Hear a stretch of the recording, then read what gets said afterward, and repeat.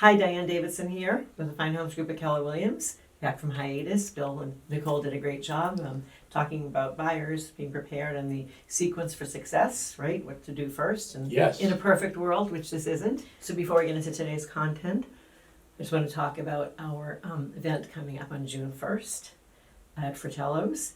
It's our FHG Gives Back Scholarship Fund client and friend appreciation event. And we will be awarding $13,600 in scholarships this year.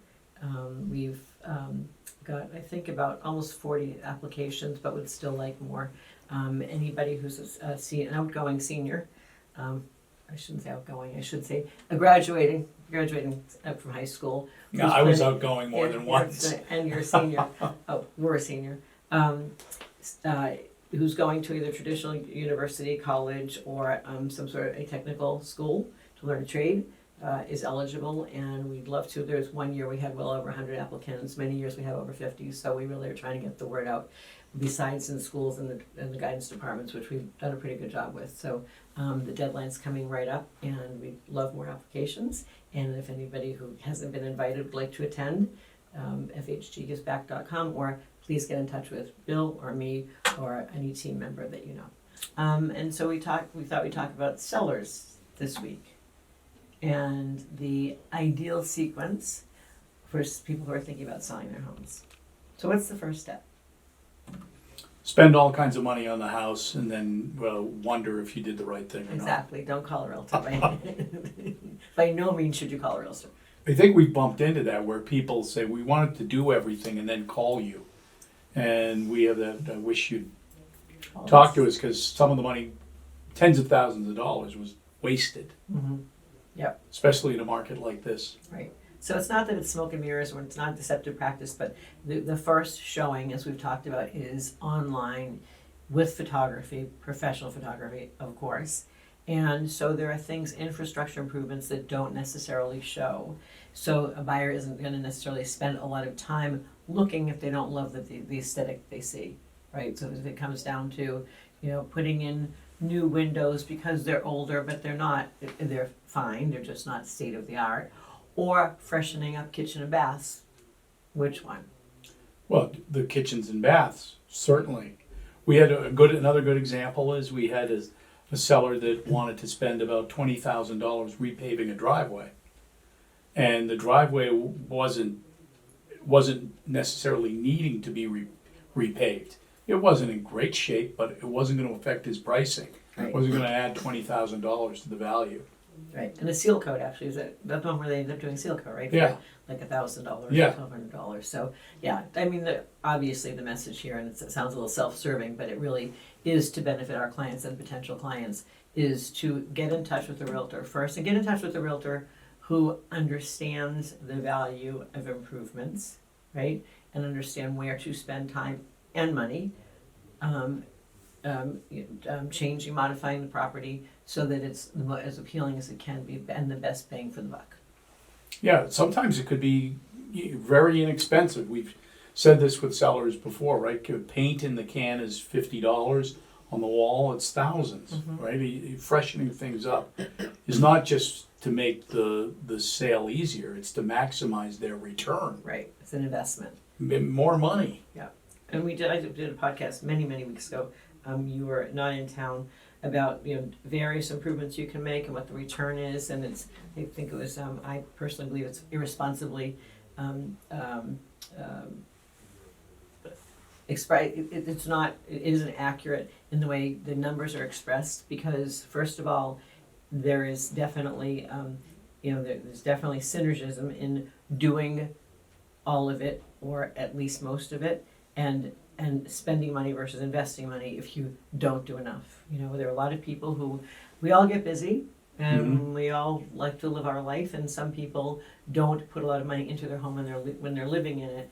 And if you don't spend it properly when you're getting ready to sell it, and of course it's their choice, like people, buyers or sellers rather, say to us, well, do I have to? And there's certainly no have to. It's, as you say, to maximize for the highest yield on the best terms for the seller. It makes sense to make the changes, modifications, improvements, provided you do really all of them. because like you said, you can paint, but if you leave the pink wall-to-wall carpeting, is there much value in that paint? Mm-hmm. So it really, I think the message here is to, we say on our team, we want, when we want our clients to be prepared when they're ready, right? So a seller might say, oh my God, I saw a house I really live, the house in North Carolina came on the market, we want to sell now. So they're mentally ready, but their home's not prepared and they won't yield the best results. Yeah, and oftentimes, what sellers think about, well, before I call in a professional to get the house ready, it's really just condition. I just got to make the house conditioned properly. How do they know? Because how you live in your home is not how you may get it ready for the market.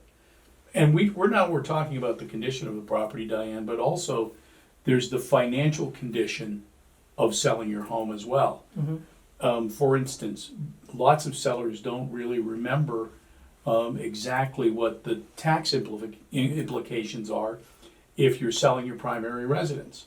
And so if somebody's been in a home a year and a half, let's say, and they decide that's their primary residence and they decide they're going to sell their home, they may have a capital gains tax issue.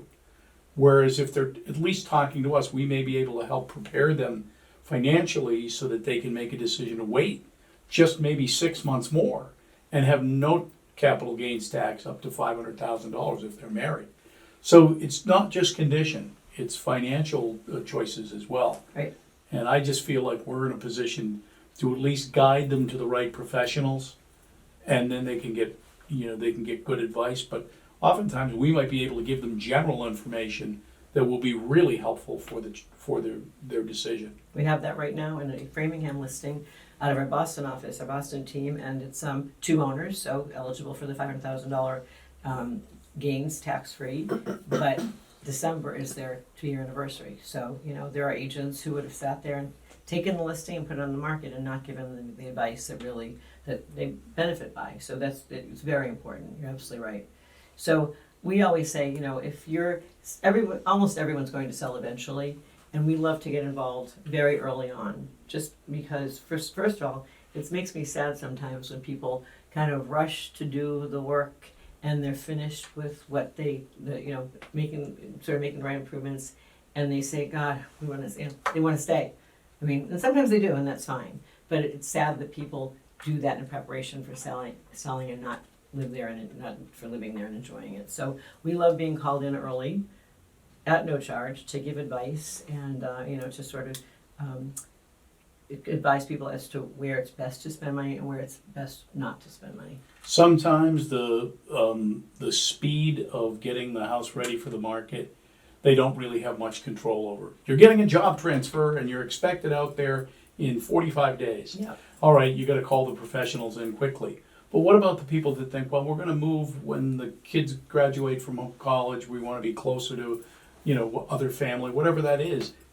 Even though that may be a year or 2 years away, wouldn't we love to have those conversations now so that there's much less stress in the process? Mm-hmm. And we do have them. And I think, but most property owners don't think that way. Nope. I also feel like, we've sold our house before. We remember the process.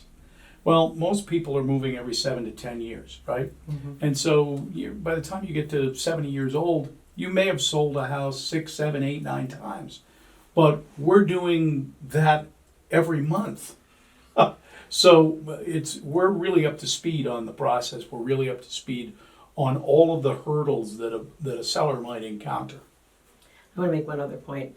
There's a lot of, I know people watch HGTV and can Google anything, of course. And there are a lot of property preparation specialists and realtors. Well, there are a lot of realtors who say don't do anything because people want to do it the way they want to do it, which I think is very irresponsible. But there are a lot of stagers, if you will, and realtors who tell homeowners they need to depersonalize their home. Yes. And you know how I feel about that. People don't really live that way. Take the soul out of it. Take the soul out of it. And, I think the wisdom that they're sharing is that if you have too many, and it's true, if you have you shouldn't even live with too many pictures of everybody around your house, but if you have too many personal items, people can't imagine themselves in the house.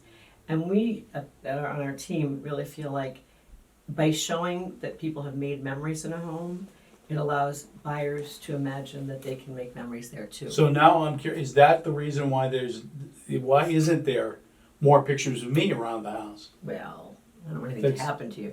Yeah, okay. You've always got an answer. Anyway, I think that's about it for Sure. preparing the cellars, and Call us early, I guess, is where we would start. absolutely, and enjoy the improvements. Amen. Amen. Well, thank you for listening, watching. Be sure to follow us on your favorite podcast platform or subscribe to our YouTube channel.